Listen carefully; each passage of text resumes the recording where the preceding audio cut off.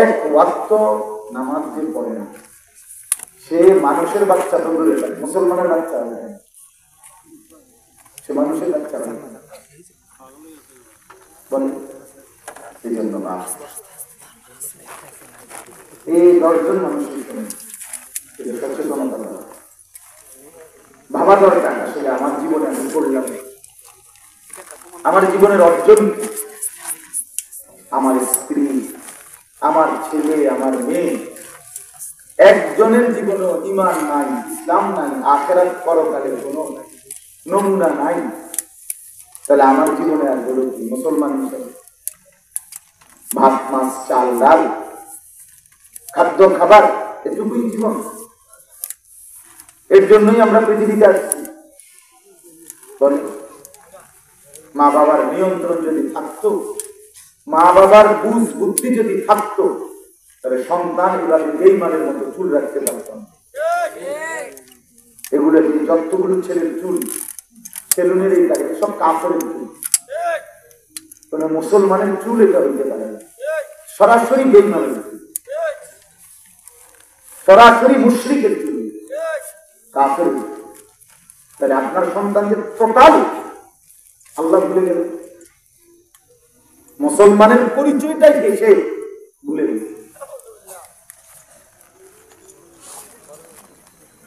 মুসলমানের পরিচয় ভুলে গেছে। পেশাব পায়খানা করে, প্রস্রাব করে পানি নেয় না, তো সেটা টোটালি মুসলমানের পরিচয় নেই। রাস্তায় কুকুর যেমন পেশাব করে পানি নেয় না, তো সেও নেয়। তফাৎ কোথায়? কুত্তার লোকের পার্থক্য বলে না। আপনাদের যে ছেলে পেশাব করে পানি নেয় না, তার সাথে কুত্তার তফাৎ পার্থক্য বলো। ছেলেরা তোমরা বলো, তোমার লোকের তফাৎ তোমার কি যুক্তিতে মুসলমান বলতো? চুল দিয়া না, হাঁটা চলা দিয়ে না, কথাবার্তা দিয়ে, কি দিয়ে তোমাকে পরিচয় দিত যে এই ছেলেটা মুসলমান? কি দিয়ে বলতো বাবা? সারাদিন মোবাইলের মধ্যে নারীর ছবি, নাচ গান, জিনা ব্যভিচার, একবার প্রস্রাব করে পানি নাও না, এক ওয়াক্ত নামাজের সেজদা দিতে মন চায় না। হ্যাঁ, তুই মুসলমানের ঘরে জন্ম নিয়ে কি হয়ে যাবে? তুমি তো মানুষ না, জানোয়ার না।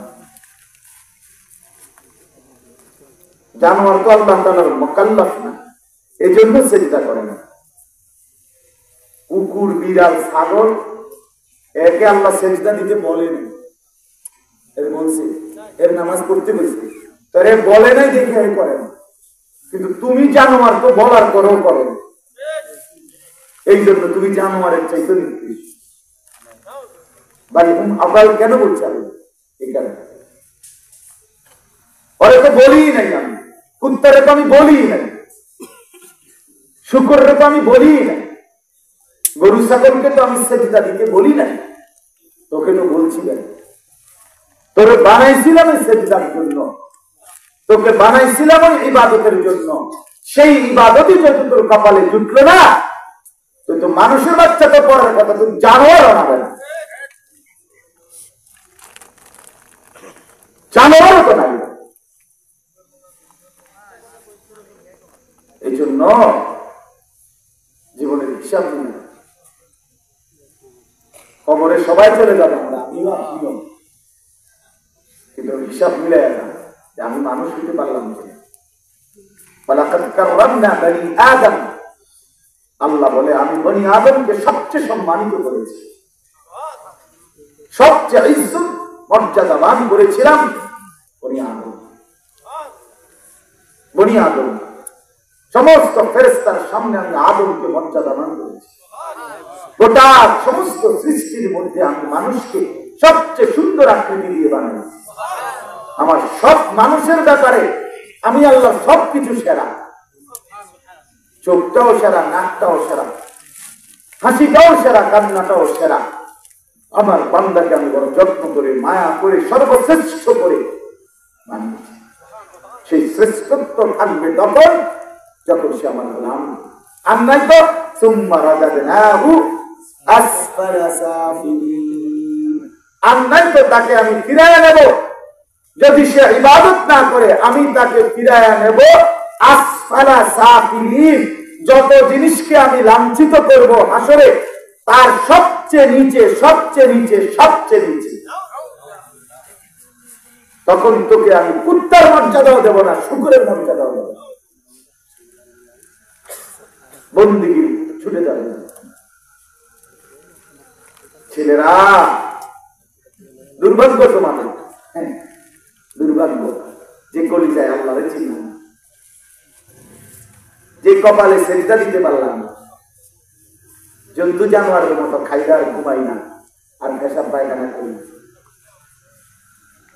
আর মানুষের বেডি চাইয়া মোবাইলে উলঙ্গ ছবি দেখে যৌন চাহিদা পূরণ করি না।